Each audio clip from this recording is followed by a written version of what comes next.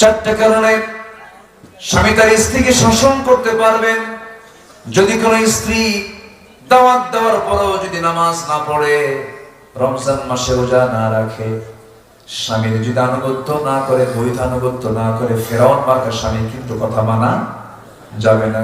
আমার মা, আপনার স্বামী যদি ফেরাউন মার্কা হয়, তার আনুগত্য আপনি করতে পারবেন না। নাম্বার 4 হলো নিজের সতীত্বের যদি হেফাজত না করে, পর্দায় যদি না থাকে, এই 4টা ভুলের কারণে প্রত্যেক স্বামী তার স্ত্রীকে শাসন করতে পারবেন। ওয়াহজুরুহুন্না ফিল মাদাজি'i, বিছানা পৃথক করতে পারবেন।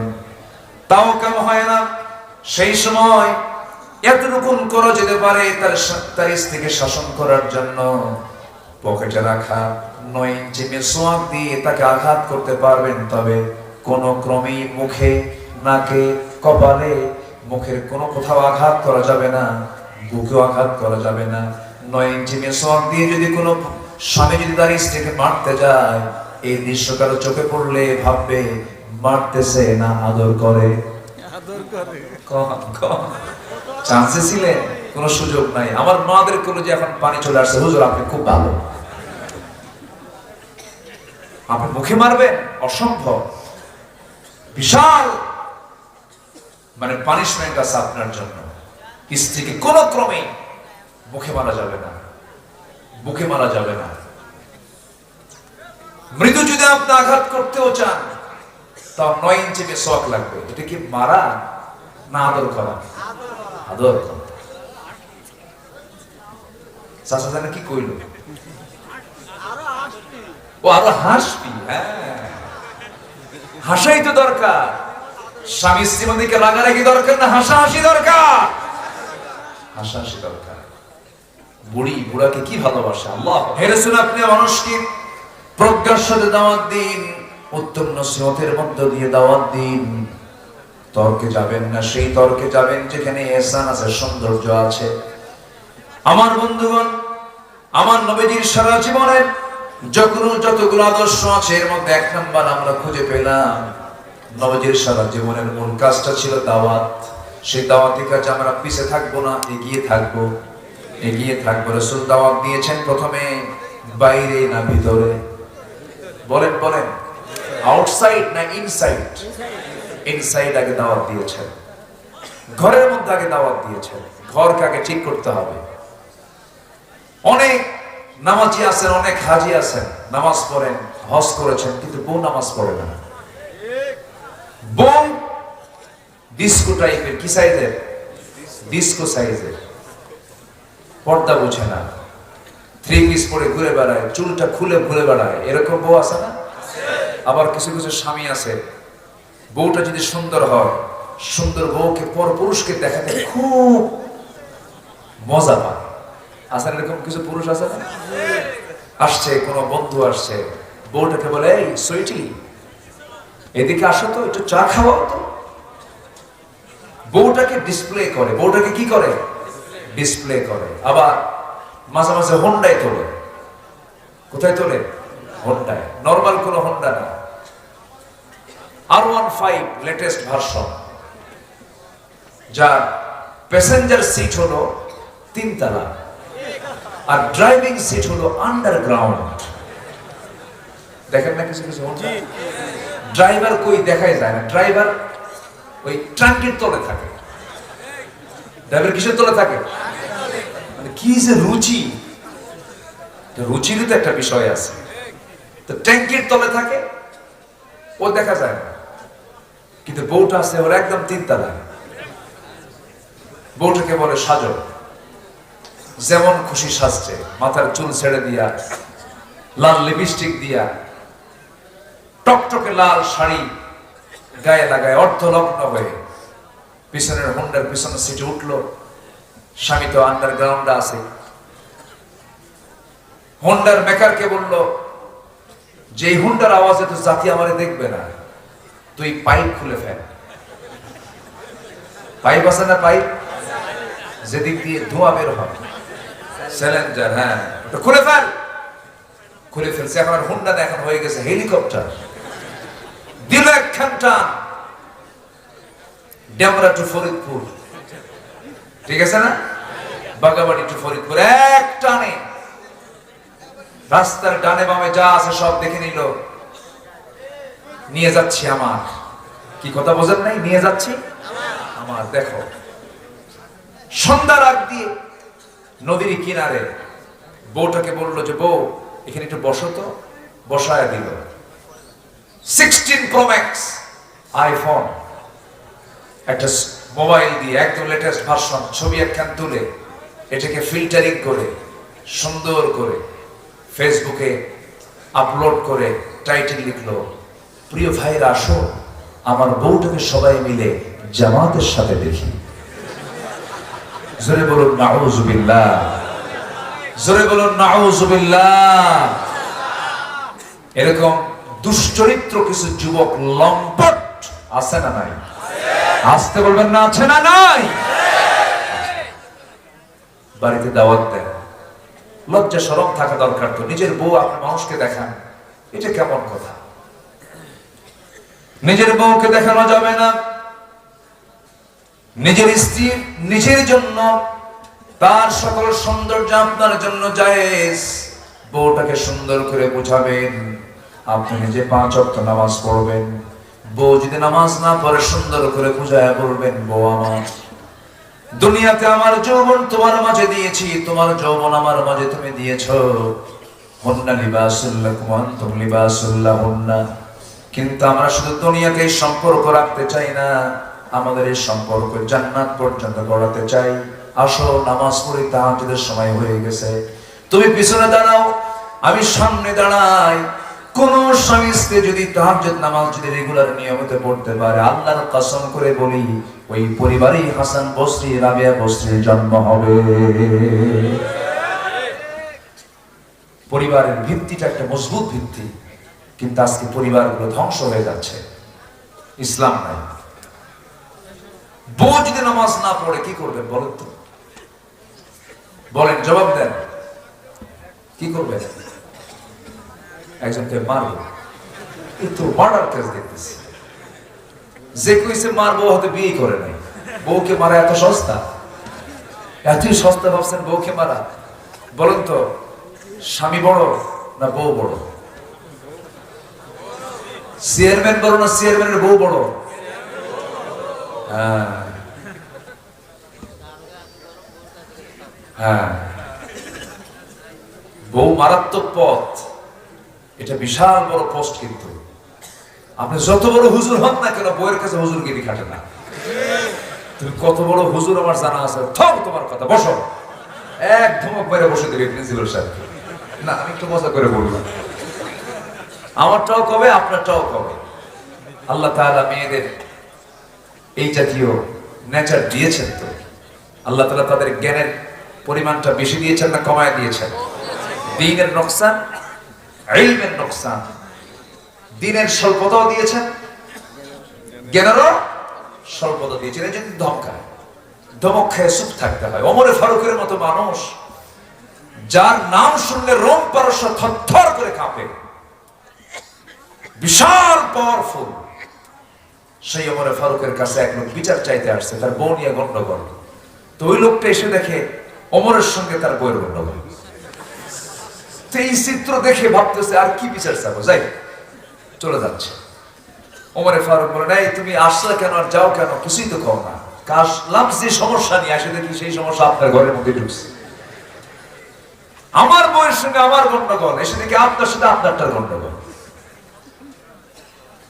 সেই দিন ওমরে ফারুক মুচকি হাসি মেরে বললেন, ওমরের নাম শুনলে দেখো না বাতিল শক্তি কেমনে থরথর করে কাঁপে। যে ওমরকে দেখলে তারা ভয় পায়, আর সেই ওমরের সামনে ওমরের স্ত্রী এত কিছু বললো, ওমর কিছু বলেছে না, তুমিও কিছু কইও না। ঠিক আছে না? জোরে বলে সুবহানাল্লাহ। স্বামী স্ত্রীর সম্পর্ক একটা ব্যতিক্রম, বেহেশতি ফ্লেভার এর মধ্যে আছে না নাই বলেন তো? মাওয়াদ্দাতাও ওয়া রাহমা, মাওয়াদ্দাতাও ওয়া রাহমা, ভালোবাসাও আছে, রহমতও আছে।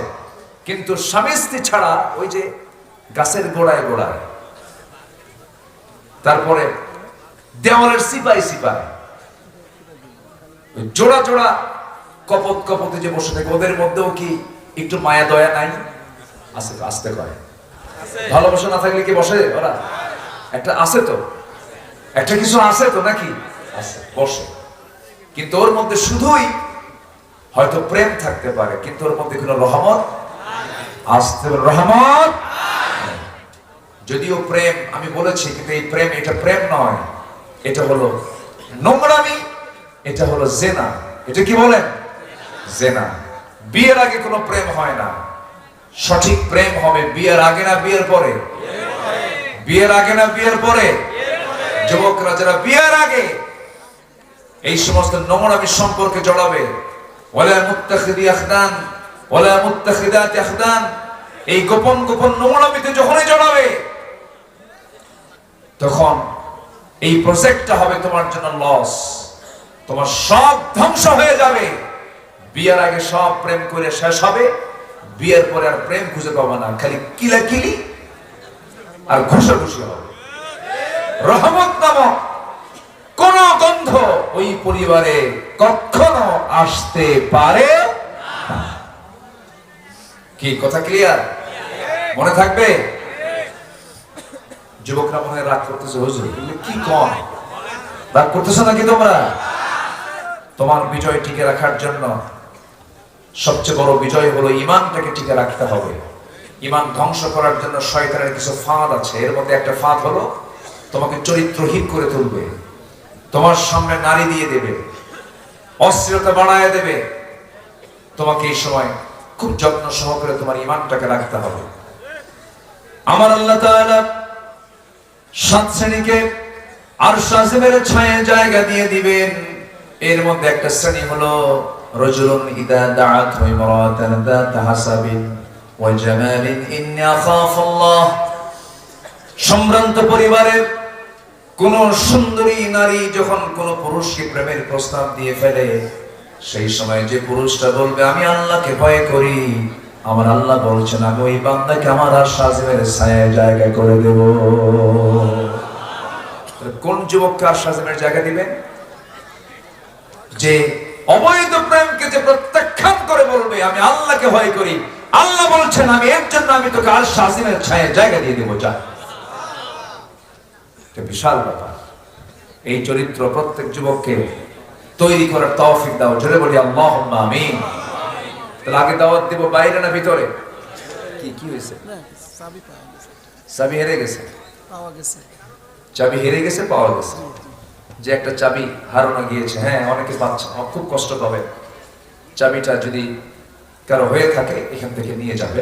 যদি কারো চাবি হারে, আবার রহিমের চাবি যেন করিম নিয়ে না নিয়ে যায়, তখন আরো বড় বড় বিপদ হয়ে যাবে। আমার দিকে তাকান। তাহলে আমরা কি সবাই দাওয়াত দেব? আগে কোথায় দাওয়াত দেব বলেন? কোথায়? বউ নামাজ না পড়লে কি করবেন? মারবেন? মারা যাবে?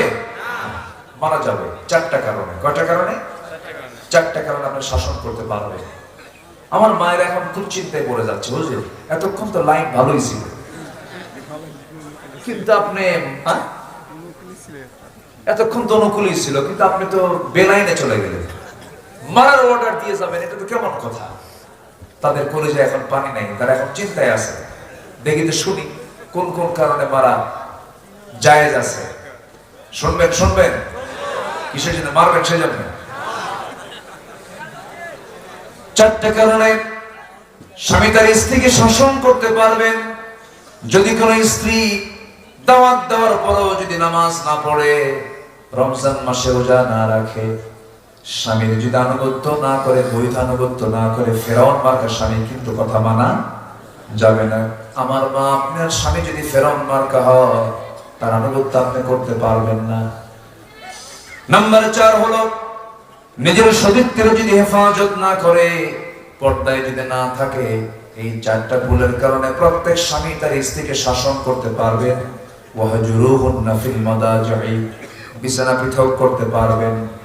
তাও কেন হয় না? সেই সময় এতটুকুন করা যেতে পারে তার স্ত্রীকে শাসন করার জন্য পকেটে রাখা 9 ইঞ্চি মেসওয়াক দিয়ে তাকে আঘাত করতে পারবেন, তবে কোন ক্রমেই মুখে নাকে, কপালে, মুখের কোনো কোথাও আঘাত করা যাবে না, বুকেও আঘাত করা যাবে না। 9 ইঞ্চি মেসওয়াক দিয়ে যদি কোনো স্বামী যদি তার স্ত্রীকে মারতে যায়, এই দৃশ্য কারো চোখে পড়লে ভাববে মারতেছে না আদর করে। চান্সে ছিলেন, কোনো সুযোগ নাই। আমার মাদের কোনো যে এখন পানি চলে আসছে, হুজুর আপনি খুব ভালো, আপনি মুখে মারবেন, অসম্ভব। বিশাল মানে পানিশমেন্ট আছে আপনার জন্য। স্ত্রীকে কোনো ক্রমে মুখে মারা যাবে না, বুকে মারা যাবে না। মৃদু যদি আপনি আঘাত করতেও চান, তাও 9 ইঞ্চি মেসওয়াক লাগবে। এটা কি মারা না আদর করা? আদর করা। চাচা জানে কি কইল? ও আরো হাসবি। হ্যাঁ, হাসাই তো দরকার। স্বামী স্ত্রী মধ্যে রাগারাগি দরকার না, হাসাহাসি দরকার। হাসাহাসি দরকার। বুড়ি বুড়াকে কি ভালোবাসে, আল্লাহু আকবার। বুড়া বুড়িকে কি ভালোবাসে। বুড়ি চলে গেছে মেয়ের বাড়িতে, বুড়ার রাতে ঘুম হয় না। বুড়া ধমক মেরে বলে, তুই কই, তাড়াতাড়ি আয়। বলেন তো দেহের কোনো চাহিদায়, বলেন দেহের কোনো চাহিদায় ডাকে? হৃদয়ের টান, ভালোবাসা, মোহাব্বত। এটা কে দেন? কে দেন? কে দেন? আল্লাহ দেন। বুড়ি বললে বুড়ার ঘুম শেষ হয় না, কি বল, বুড়ার কান্না শেষ হয় না। বুড়ি যখন মরে যায়, বুড়া পাগলের মতো কান্নাকাটি করে, কবরের পাশে গিয়ে চোখের পানি ফেলে ফেলে কান্দে। মরিচ পাকলে পরে ঝাল কমে না, বাড়ে, ঝাল বেড়ে যায়। স্বামী স্ত্রী যত বয়স বাড়তে থাকে, আল্লাহ পাক তাদের মাঝে মহব্বত আরো বাড়ায় বাড়ায় দেন। যুবকরা বৈধ সম্পর্কের দিকে যাবে, নিজের স্ত্রীকে, নিজের পরিবারকে আগে দাওয়াত দেবে। নিজের বোনকে কখনো বোরকা ছাড়া বের হতে দেবে না, পর্দার মধ্যে রাখবে। তোমার পরিবারটা জান্নাতের পরিবার বানাবে। কোরআন তেলাওয়াতের প্রচলন করবে। প্রত্যেকটা দিন সকালবেলা প্রত্যেকের মুখ থেকে বের হবে আলহামদুলিল্লাহি রাব্বিল আলামিন। বলুন আলহামদুলিল্লাহি রাব্বিল আলামিন আর রহমানির রহিম মালিকি ইয়াউমিদ্দিন।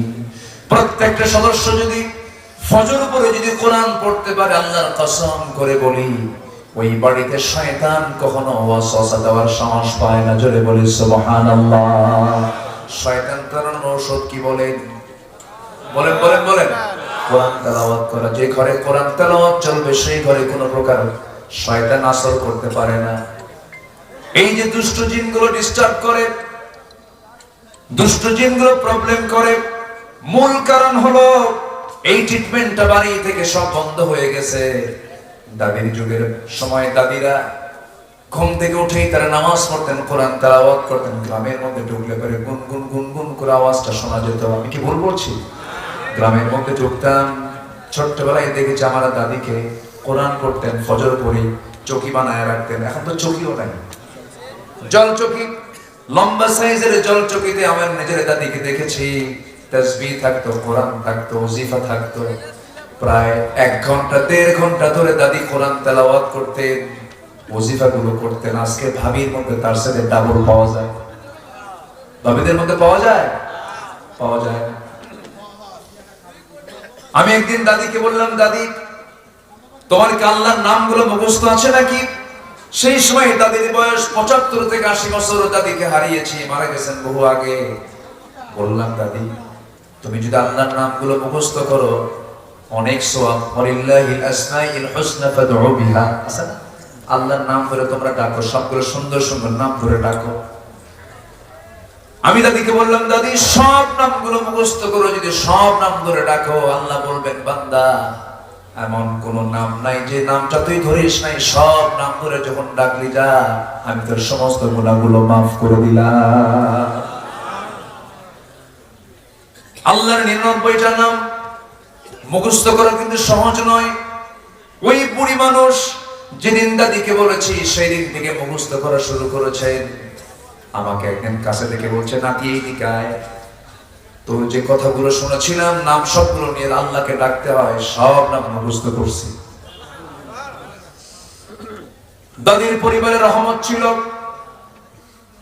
দাদির সময় বরকত ছিল, গোলাফারা ধান ছিল, পুকুরওয়ালা মাছ ছিল, দাদা দাদির মোহাব্বত ছিল, বাপ মার প্রতি সম্মান ছিল, সব ছিল। কিন্তু আজকে সেই মোহাব্বত গুলো সব বিদায় হয়ে গেছে। মূল কারণ হলো আমরা আজকে কি ছেড়ে দিয়েছি পরিবারে বলেন?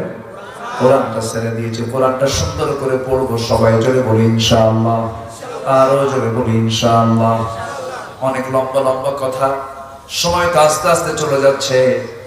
এবার আসেন নাম্বার 2, রাসূল ছিলেন ভীরু না সাহসী? ভীরু না সাহসী? সাহসী ছিলেন। তিনি কি পরিমাণ সাহসী ছিলেন? বদর তার প্রমাণ, উহুদ তার প্রমাণ, খন্দক তার প্রমাণ, হিজরতের রাত তার প্রমাণ, জাবালের সুর তার প্রমাণ। কতগুলো সময় তিনি পাড়ি দিয়েছেন, কোন একটা কাজে তিনি চুল পরিমাণ কখনো ভয় পান নাই। অনড় ছিলেন, সাহসের পিরামিড ছিলেন। রাসূল যে রাতে ঘর থেকে বের হলেন হিজরতের জন্য, সম্পূর্ণ একাকী, নাঙ্গা তরবারি নিয়ে সামনে দাঁড়ায় আছে, একটা বারের জন্য ভয় পান নাই। কারণ ইমানদারের মূল সাহস হলো কে? ইমানদারের মূল সাহস কে? আল্লাহ তাআলা। আমার বন্ধুগণ, যখন কোন বান্দা আল্লাহর প্রতি পূর্ণ ভরসা রাখবে, পৃথিবীর কোনো ভয় তাকে পরাজিত করতে পারবে না। আল্লাহ রাব্বুল আলামিন বলেন, ওয়া মান ইয়াতাওয়াক্কাল আলাল্লাহ ফাহুয়া হাসবুহ। যে ব্যক্তি আল্লাহর উপরে ভরসা রাখবে, যে ব্যক্তি আল্লাহর উপরে তাওয়াক্কুল করবে, ওই বান্দার জন্য যথেষ্ট হয়ে যান তিনি আমার কে? আল্লাহ যথেষ্ট হয়ে যান। এজন্য মুতাওয়াক্কিল, যে আল্লাহর প্রতি যে তাওয়াক্কুল করে, ওই লোকের দিলের মধ্যে চুল পরিমাণ কোনো ভয় আসতেই পারে না। কারণ আল্লাহ ছাড়া কাউকে ভয় করা তো জায়েজই নাই, ঠিক কিনা? আমরা সাহসী হব, জোরে বলি ইনশাআল্লাহ। ফাসদা বিমা তুমার ওয়া আ'রিদ আনিল মুশরিকিন। হে রাসূল, আপনি প্রকাশ্যে শোনায় দেন, কোনো পরোয়া করবেন না, মুশরিকদেরকে আপনি এড়িয়ে চলুন, কোনো সমস্যা নাই, আমি আল্লাহ আপনাকে সাহায্য করব। জোরে বলি আল্লাহু আকবার। আচ্ছা, বদরে মুসলমানদের সৈন্য সংখ্যা বেশি ছিল না কম ছিল? শুধু কম না, অনেক কম। কোন সমতা ছিল? বলে তো কোন সমতা ছিল? একদম অসম যুদ্ধ ছিল। সে অসম যুদ্ধে মুসলমানদের বিজয় হয়েছে অস্ত্র দিয়া, সংখ্যা দিয়া, না ঈমান দিয়া? বলেন বলেন বলেন, কি দিয়া? আর ঈমান যার থাকে তার মধ্যে কি ভয় থাকে না সাহস থাকে? সাহস থাকে। ঠিক আছে? কিছু কিছু লোক উঠতেছে, আমি মানাও করবো না, যান, কারণ কষ্ট হতে পারে, অনেক রাত হয়েছে, আমি মানা করবো না, তাই না? এখন মানা করা জায়েজও না, কষ্ট হচ্ছে, সবার অনেক কষ্ট হচ্ছে। তো আমাকে একটু সময় দিবেন না আপনারা? আর একটু সময় দিবেন না? একটু পয়েন্ট গুলো শেষ করে ফেলি। একটা আলোচনার হক আছে তো, এখানে অনেক ক্যামেরা আসছে, আপনি শুনছেন ধরুন লক্ষ মানুষ, কিন্তু এই ক্যামেরাগুলো শোনায় দেবে কোটি কোটি মানুষকে। জি, একটু আমাকে সময় দেন। নাম্বার 2 হলো রাসূল ছিলেন সাহসী। নাম্বার 3 হলো আমার নবীজির ভিতরে ছিল ধৈর্যশীলতা। তিনি ছিলেন ধৈর্যের পিরামিড। এত বড় ধৈর্যশীল তিনি ছিলেন, তায়েফের ইতিহাস সবার জানা আছে, মক্কার ইতিহাস সবার জানা আছে। আমার নবীজির মাথা থেকে পা পর্যন্ত জীবনের 63 বছরের শেষ সময়ে এসে নবীজির দেখা গেছে মাথা থেকে পা পর্যন্ত অসংখ্য জায়গায় তার কাটা চিহ্ন, কপালে লোহার ফলা ঢুকেছিল, সেখানে চিহ্ন, গালের মধ্যে শিরস্ত্রাণে লোহা ঢুকেছিল, তার কাটা চিহ্ন। নবীজি উহুদের ময়দানে দাঁত হারিয়েছেন। জীবনের শেষ সময় পর্যন্ত নবীজির সামনের 2টা দাঁত ছিল না, কথাগুলো অস্পষ্ট হয়ে যেত। এই চিহ্নগুলো আমার নবীজি খন্দকের যখন পরীক্ষা খনন করতেছিলেন, আমার নবীজি সবার আগে কোদাল হাতে নিয়েছিলেন।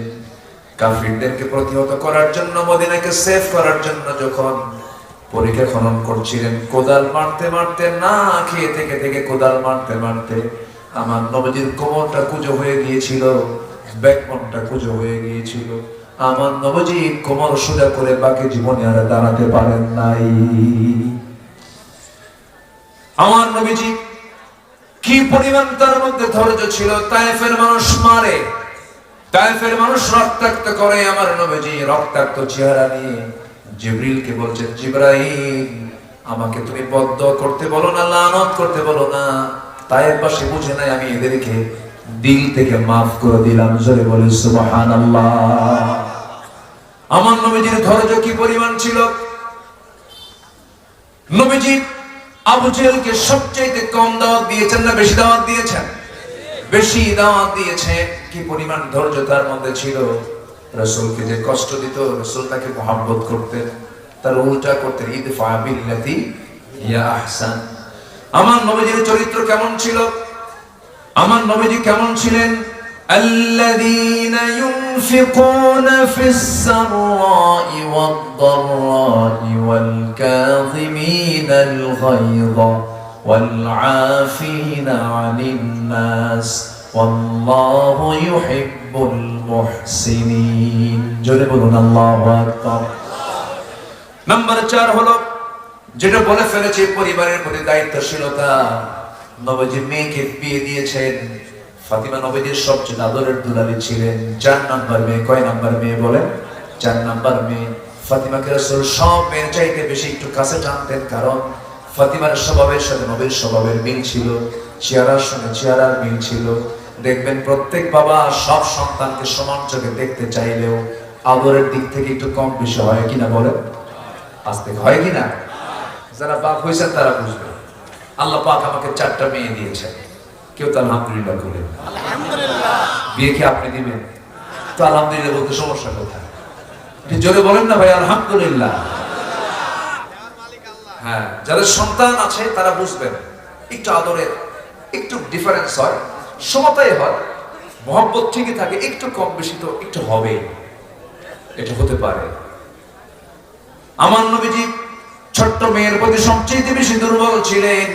নবীজি মেয়েকে বিয়ে দেওয়ার পরেও মেয়েকে স্বামীর ঘরে পাঠায় দিয়েছেন, জামাইয়ের বাড়িতে পাঠায় দিয়েছেন, কিন্তু 3টা দিন কখনো পার হতে দেন নাই। সাহাবায়ে কেরামকে বলতেন, সাহাবীরা আমার ফাতিমাকে না দেখলে আমার ভালো লাগে না। চলে যেতেন মেয়েকে দেখার জন্য, 3 দিন পার হতো না। রাসূল তাকে খুব ভালোবাসতেন। যেদিন বিয়ে দিবেন, বিয়ে দেওয়ার সময় বললেন, মা পাঠায় দিলাম তোমাকে তোমার স্বামীর ঘরে যাও, স্বামীর ঘর সংসার করো। একটা কথা বলে দিচ্ছি মা, মৃত্যুর দিন পর্যন্ত যেন আমার তোমার স্বামীর বিরুদ্ধে আমার কানে একটা নালিশ যেন কানে না আসে। যাও সংসার করে খাও, এমন স্বামী তোমাকে দিয়েছে আসাদুল্লাহিল গালিব। আলী জলকাম সুবহানাল্লাহ। স্বামীর বিরুদ্ধে একটা নালিশ যেন আমার কানে না আসে। এখনকার মেয়ের বাপরা কি করে? এই কথা বলে মেয়েকে বিয়ে দিয়ে বলে, যা যদি কিছু বলে খালি ফোন দিবি, খাইয়া ফালামু। কি আছে না? সংসার হবে না, ধ্বংস হয়ে যাবে। বিয়ের আগে একজন নারীর অবস্থান একরকম, বিয়ের পরে একজন নারীর অবস্থা ভিন্ন রকম। স্বামীর দামটা কোনো অংশে কম নয়, স্বামী গুরুত্বপূর্ণ একটা অংশ। তবে হ্যাঁ, বাপ মার সঙ্গে কোনো তুলনা করা যাবে না, বাপ মা তো বাপ মাই, কিন্তু স্বামীকে সম্মান করার দরকার আছে না নাই? আবার প্রত্যেক স্বামীর উচিত বউকে তার প্রাপ্য মর্যাদা দেওয়ার দরকার আছে না নাই? আসতে বলবেন না, আছে না নাই? হয়তো মায়েরা বলবেন, হুজুর শুধু এই ওয়াজই করলেন, আমাদের তো ওয়াজ করলেন না কিছু। মা, ইসলাম কত সুন্দর করে কথা বলে দিয়েছে। যদি কোনো স্ত্রী বলে আমার স্বামী ভালো, আল্লাহ বলবেন ওই বান্দা আমার ভালো। অতএব আপনার দাম ঠিকই আছে। আপনি যদি সার্টিফিকেট দেন আপনার স্বামীকে আল্লাহ ভালো বলবেন, তাহলে মেয়েদের দাম আছে না নাই বলেন? আচ্ছা, আবার আল্লাহ এটাও জানিয়ে দিয়েছেন, যদি কোনো স্বামী বলে আমার স্ত্রী ভালো, আল্লাহ বলবেন ওই বান্দিটা আমার ভালো। অতএব পৃথিবীর সবার কাছে আগে ভালো হওয়ার চাইতে সবার আগে ভালো হব, বাইরে না ভিতরে। বলেন বলেন বলেন বলেন, বাইরে না ভিতরে? ভিতরে। বউয়ের কাছ থেকে সার্টিফিকেট নিতে হবে। বউ যেন কোন ক্রমে যেন বলতে না পারে আমার স্বামীটা খারাপ। তাহলে উপায় আছে বলেন? সার্টিফিকেট নিতে গেলে কি খারাপ চরিত্র দেখালে সার্টিফিকেট পাওয়া যাবে? কি খুব জায়গা মতো দিচ্ছি, সব মাথায় রাখতে হবে। আল্লাহ পাক কবুল করুন, জোরে বলি আল্লাহুম্মা আমিন। মেয়ে ফাতিমাকে বিয়ে দিলেন। অনেকদিন পর নবীর ঘরে এসেছেন ফাতিমা, বসে বসে নামাজ পড়ছিলেন। রাসূল বললেন, ফাতিমা, যুবতী মেয়ে। এবার ফাতিমা বলছেন, আব্বা, আমি দাঁড়িয়ে নামাজ পড়তে পারতাম, আমার সামর্থ্য আছে, কিন্তু আপনার ঘরে এসে বসে বসে নামাজ পড়ার কারণ হলো আমার একটা জামা, এই জামার পিছনে একটা সেরা অংশ আছে, সেই সেরা অংশ যদি নামাজে দাঁড়িয়ে পড়ি নামাজ আপনার দৃষ্টিগোচর হবে, আপনি দেখে ফেলবেন সেরা অংশ। আপনি যদি মনে মনে চিন্তা করেন, হারে আমার জামাই আলী আমার মেয়েকে কাপড়ে কষ্ট দেয়, এতটুকু দোষ আমার স্বামীর প্রকাশ হোক এটা চাই নাই মনে করে আমি ফাতিমা বসে বসে নামাজ পড়ি। সুবহানাল্লাহ, সুবহানাল্লাহ বলবেন না? আমার মায়ের এগুলো লালন করবেন। যাকে যে সম্মান দেওয়া দরকার সেই সম্মানটা আপনি দিবেন। আপনারা যারা স্বামী আছেন, যার যে সম্মান সেই মর্যাদা দিবেন। আর একটা প্রশ্ন করি, পরিবার নিয়ে যখন কথা চলে আসলো, বলুন তো মা বড় না বউ বড়? অনেকে চিন্তা করে হুজুর কিচ্ছু কব না, ভালো করে কোন মা বড় না বউ বড়? আবার বলো, মা বড় না বউ বড়? মাহফিলে মা বড়, বাড়িতে বউ বড়। কি হ্যাঁ, ঠিক আছে না? বাড়িতে বউ বড় হয়ে যায়, বউটার কথাকে প্রাধান্য দিয়ে মাকে ছোট করে ফেলেন না, না এটা সম্পূর্ণ হারাম। মার সামনে বউকে ছোট করবেন না, আবার বউয়ের সামনে মাকে ছোট করবেন না। যদি সে আপনার বউ, কিন্তু সে তো আপনার সন্তানের মা। কি সে একজন সন্তানের মা? আপনার স্ত্রী হতে পারে, কিন্তু আপনার সন্তানের কি মা হয়ে গেছে, সেটা একজনের মা। অতএব আপনি নিজের মার সামনে বউয়ের কোনো সম্মান করবেন না, আবার স্ত্রীর সামনে মার কোনো সম্মান করবেন না। দুজনকে দু জায়গায় সেপারেট করবেন। মাকে বলবেন, মা এই যে আমার বউটা এই বাড়িতে আসছে, সেটা এই বাড়ির মানুষ না, অন্য বাড়ি থেকে নিয়ে এসেছি। সারা জীবনের তরে বাবা মা ভাই বোন সব ছেড়ে দিয়ে এসেছে এই বাড়িতে, সে তো মেহমানের মতো, একটু সম্মান করো না কেন মা, একটু স্নেহ করো, আদর করো। তোমার মেয়ে তো অন্যের ঘরে গেছে, সেই জায়গায় তোমার মেয়ে সংসার জীবন করতেছে, একটু বোঝায় বোঝায় বলবেন। আবার যখন বউকে কাছে পাবেন, সুন্দর করে আদর করে বলবেন, বউ রে তুমি আমাকে দারুণ ভালোবাসো, কিন্তু সেই ভালোবাসার মানুষটাকে এই মা 9টা মাস পেটে লালন করেছে, পেটে ধারণ করেছেন। এই মা যদি আমাকে গলা টিপে মেরে ফেলতেন, তোমার প্রিয় মানুষ তুমি পেতে না। এই মা অস্তিত্ব রেখেছেন আমার, এই জন্য পৃথিবীতে বেঁচে আছি। এই মার সঙ্গে বেয়াদবি করলে পরে সব শেষ হয়ে যাবে। সুন্দর করে বুঝায় বুঝায় বলবেন। সুন্দর করে ওয়াজগুলো বাইরে দরকার না, আগে ভিতরে দরকার। ভিতরে একটা পরিবার ঠিক হবে, একটা সমাজ ঠিক হবে, একটা সমাজ ঠিক হবে, একটা রাষ্ট্র ঠিক হয়ে যাবে। কি ঠিক কিনা? এখন আমাদের এগুলো গঠন করা দরকার। এখন গঠনের সময়, একটা অনুকূল পরিবেশ পেয়েছি। যুবকরা গ্রামে তালিকা করবো যে ওই গ্রামে কারা কারা নামাজি আর কারা কারা বেনামাজি, টার্গেট করে দাওয়াতি কাজ করবে। তোমার মাতব্বর তোমার গ্রামের নামাজ পড়ে না, ধমক দিও না, সুন্দর করে বুঝায় কয়েকজন মিলে বসো, চাচা পরিবেশটা ভিন্ন হয়ে গেছে, এখন নামাজটা পড়েন। আপনার নেতৃত্ব মানি নামাজ না পড়লে কেমন হয়? বিড়ি খাওয়াটা ছাড়েন। আপনি বিড়ি খেলে তো সবাই বিড়ি খাওয়া শিখবে, আপনি নেতা, বিড়ি খাওয়া ছাড়েন, নামাজটা পড়েন। সুন্দর করে বুঝায় বলবেন। এরপরও যদি উল্টা পাল্টা করে, তোদেরও কথা আমি শুনবো না, উল্টা পাল্টা করলে তোমরাও শক্ত কথা বলে দিবা, বেনামাজি তোমার মাতব্বরের নেতৃত্ব আমরা মানি না। ঠিক কিনা? কি ঠিক আছে না? যেমন করে গণভবন দখল করছো তোমরা। তোমার গ্রামে কোন বাড়ি থেকে পর্দা ছাড়া মেয়ে বের হয়? কোন নারী কোন ঘর থেকে বেহায়া হয়ে বের হয়? সেই বাড়িকে টার্গেট করো। মুরব্বীকে বলো, চাচা ভাই আপনার মেয়ে অথবা আপনার বউ, আপনার মেয়ে এরকম বোরকা ছাড়া বের হয়, আমরা যুবক, আমাদের চোখের গোনা হয়, আমাদের অসুবিধা হয়, আমাদের কষ্ট হয়, সমস্যা হয়। এই গ্রামের বাসিন্দা হতে হলে বোরকা ছাড়া বাইরে বের হতে দেব না। আস্তে কও কেন? আরো জোরে বলো যুবকরা, আরো জোরে বলো। সব ঠিক হয়ে যাবে। তা'মুরুনা বিল মা'রুফ ওয়া তানহাউনা 'আনিল মুনকার, মান রা'a মিনকুম মুনকারান ফালইয়ুগাইয়িরহু বিয়াদিহি। হাত দিয়ে প্রতিহত করা হচ্ছে এক নম্বর ঈমানের পরিচয় বহন করে। আল্লাহু আকবার বলো। এগুলো করতে হবে। নাম্বার 5 হলো আমানতদারিতা। আমরা আমানতদারিতায় 16 আনা ঠিক থাকবো। যারা আমানত ঠিক আছে তার ঈমানটা ঠিক আছে, বলি আলহামদুলিল্লাহ। নাম্বার 6 হলো ন্যায় বিচারক ছিলেন আমার রাসূল। ইনসাফ কায়েম করতে হবে। ওয়াকিমুল ওয়াজনা বিল কিসতি ওয়া লা তুখসিরুল মিজান। নাম্বার 7 হলো ইতিমের হক, নিকটাত্মীয় প্রতিবেশীর হক আমরা আদায় করব। আবুদুল্লাহ ওয়া লা তুশরিকু বিহি শাইআন ওয়া বিল ওয়ালিদাইনি ইহসানান ওয়া বিল কুরবা ওয়াল ইয়াতামা ওয়াল মাসাকিন। জোরে বলি আল্লাহু আকবার। নাম্বার 8 হলো আল্লাহর বিধানের প্রতি শর্তহীন আনুগত্য করতে হবে। ওমা কানা লিল মুমিনিন ওয়া লা মুমিনাতিন ইযা কাদাল্লাহু ওয়া রাসূলুহু আমরান আন ইয়াকুনা লাহুমুল খিয়ারাহ মিন আমরিহিম ওয়া মান ইয়াসিল্লাহা ওয়া রাসূলুহু ফাকাদ দাল্লা দালালান মুবিনা। জোরে বলি আল্লাহু আকবার। নাম্বার 9 হলো আল্লাহর জন্য দ্বীনের কাজে কঠিন সিচুয়েশনও সবর ধরা, ধৈর্য ধরা। এটা আমার নবীর জীবনের একটা আদর্শ ছিল। নাম্বার 10 হলো ঈমানের পথে অবিচল থাকা। হাজারো সাইক্লোন আসুক না কেন, ঝড় আসুক না কেন, ঈমান নিয়ে আমরা হেরে যেতে চাই না, টিকে থাকতে চাই না, হেরে যেতে চাই, টিকে থাকতে চাই, টিকে থাকবো আমরা। নাম্বার 11 হলো আল্লাহর প্রতি তাওয়াক্কুল করব আমরা। এটা সবচেয়ে বড় অস্ত্র। আমার দেওয়ালে যখন পিঠ থেকে যাবে, আমার আল্লাহ বলেছেন ওয়া কানা হাক্কান আলাইনা নাসরুল মুমিনিন, আমার বান্দাকে সাহায্য করা আমার জন্য ওয়াজিব হয়ে যায়। জোরে বলি সুবহানাল্লাহ।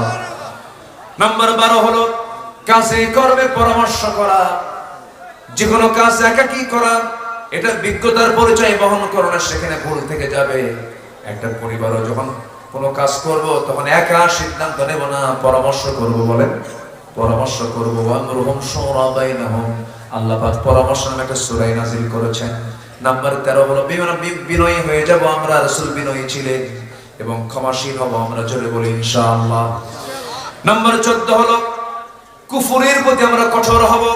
আশিদ্দাউ আলাল কুফফার রুহামাউ বাইনাহুম। কাফিরদের ব্যাপারে রাসূল খুব কঠোর ছিলেন। রুহামাউ বাইনাহুম। নাম্বার সর্বশেষ 15 হলো পরস্পর যে মুমিনগুলো আমরা আছি এদের প্রতি আমরা পরস্পর রহমদিল হব। যে মুমিন আরেক মুমিনের আয়না হতে পারবে, এই আদর্শ যখন কোন জাতির মধ্যে ঢুকে যাবে, সেই মুসলিম জাতিকে কখনো কেউ পরাজিত করতে পারবে না। আমাদের সমাজে আজকে হিংসা আছে না নাই বলেন তো? জমি কেনে একজন আর ঘুম হয় না আরেকজনের। আছে না গ্রামে এরকম আছে? জমি কিনছে 2 বিঘা, জমি কিনছে 2 বিঘা রহিম মিয়া, করিম মিয়ার ঘুম নাই। হাই রে হাই, কি কামটা করলো রে, খালি কপাল থাপড়ে আর খালি আফসোস করে। আছে কিনা বলেন? আছে। এটা ঠিক না। পরস্পর মুমিনরা হবে কি রহমদিল। ভাই ওই লোকটার হয়েছে, তখন আপনি আল্লাহকে বলবেন আল্লাহ আমার ওই লোকটার হয়েছে, ওই ভাইটার হয়েছে, তুমি আল্লাহ আমারও দাও। ওর চাকরি হয়েছে, আল্লাহ তুমি আমারও চাকরিটা দাও। আল্লাহ অমুকের ছেলের এই চাকরিটা হয়ে গেছে, ব্যবসা ভালো, আল্লাহ তুমি আমারও দিয়ে দাও। কিন্তু কপাল থাপড়ালে যা হওয়ার সম্ভাবনা ছিল তাও হবে না। অমিন শাররি হাসিদিন ইদা হাসাদ। আল্লাহ পাক এই সমস্ত আদর্শকে, এই সমস্ত চরিত্রকে আল্লাহ পাক আমাদের ভিতরে নিয়ে আসার তৌফিক দান করুন। জোরে বলি আল্লাহুম্মা আমিন। আমি আর আপনাদেরকে কষ্ট দিতে চাচ্ছি না। আমি অনেক দূর যাব। জি, আমি অনেক দূর যাব। আগামীকালকে আমার মাহফিল বেশি দূরে না, মাত্র নেত্রকোনা। কি বুঝতেছেন? কি চোখের কোনা? চোখের কোনাতে দেখেন কাছেই তো, কিন্তু আমার চোখের কোনা কাছে, কিন্তু জেলা নেত্রকোনা অনেক দূরে। তাও দিনের বেলা মাহফিল, আমি যাব সেখানে। তো যতটুকুন হয়েছে, আমার ভাইজান অনেক কষ্ট করেছেন আমার জন্য, অনেকবার আমাকে ফোন দিয়েছেন, কতবার যে যোগাযোগ করেছেন, পান না। আমাদের ফোনে যে পরিমাণ ফোন আসে, যদি কোনো ধৈর্যহীন লোক হয় দিনে 4-5টা মোবাইল এমনি ফাটায় ফেলবে। এত ফোন আসে গোটা দুনিয়া থেকে, হাজার হাজার ফোন গুলো আসে। থামেন, বলি থামেন না। এই যদি পুরাতন লোক দেখতেছে এগুলো সব। আলহামদুলিল্লাহ। গজল শুনবেন? আগ্রহ আছে আপনাদের? আগ্রহ আছে? বলি আলহামদুলিল্লাহ। কি কি সুন্দর মানুষ। আসবেন, হুজুর চলে আসবেন ইনশাআল্লাহ। তো সবাইকে আমার জন্য দোয়া করবেন না ইনশাআল্লাহ? খুব ভালো। এখানে কি লিখছে? ও ওইটা এখানে আবার গজল লিখেও দিছে, কোন গজল গাবো না? খুব ভালো, আলহামদুলিল্লাহ। আচ্ছা দেখি, আমি চেষ্টা করছি, যেহেতু আপনি শুনতে চাচ্ছেন আমি শোনাবো ইনশাআল্লাহ। বলে ইনশাআল্লাহ। আর কেউ উঠবেন না, সবাই বসেন। আমি মাহফিল কমিটি একটু আমাকে ব্যাগের কথা বলেছেন, হ্যাঁ একটু ব্যাগটা যাক, যে যা পারি। আগে দিয়েছে 12টার আগে, এখন দেবো হলো 12টার পরে। মানে এখন সবের পরিমাণ কম না বেশি বলেন তো? বেশি। একজন বলেছেন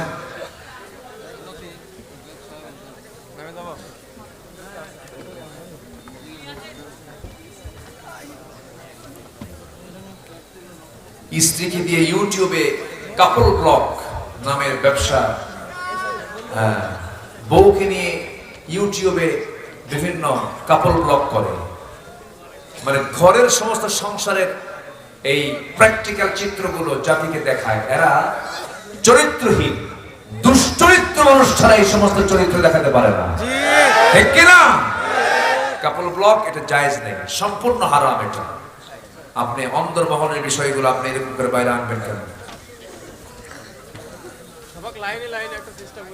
হ্যাঁ, সম্মানিত ভাইরা, সেদিন একজন প্রশ্ন করেছে আমাকে, হুজুর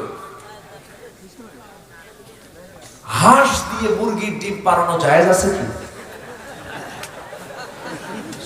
হাঁস দিয়া মুরগির ডিম পাড়ানো, মানে মুরগির ডিমের যে তাপ দেয়, এটা কি জায়েজ আছে?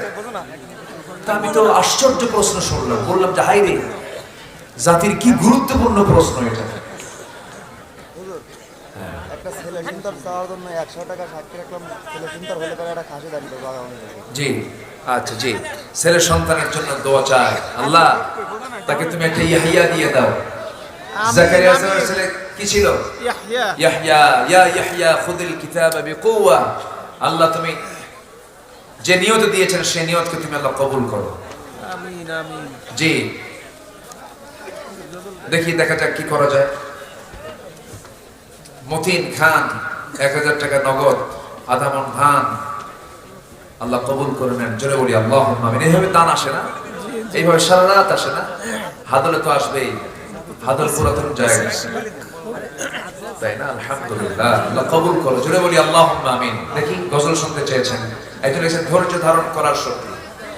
ধৈর্য ধারণ করার শক্তি দাও গো মেহেরবান আমায়, দাও গো মেহেরবান। বুকের ভেতর ব্যথার নদী বইছে অবিরাম, বইছে বইছে অবিরাম।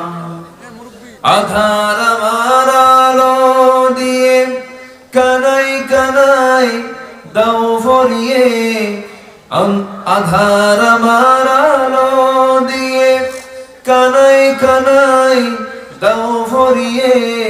অন্তর জুড়ে দাও গো প্রভু ভোরের পাখির গান। বুকের ভেতর ব্যথার নদী বইছে অবিরাম, বইছে বইছে অবিরাম। ফাগুন কেড়ে নেয়া চৈত্র আষাঢ় করে দাও। গাছে গাছালির শীতল ছায়ায় জীবন ভরে দাও, আমার জীবন ভরে দাও। আমার ধুধু মরুর দেশে দাও গো জোয়ার ভাটার শেষে। পারাবারের বাউরি বাতাস আমায় করো দান।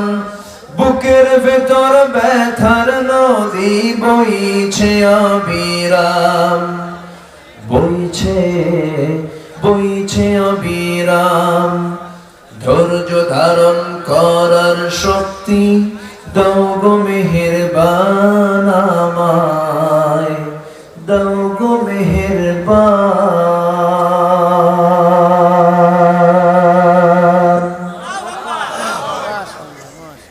ঠিক আছে,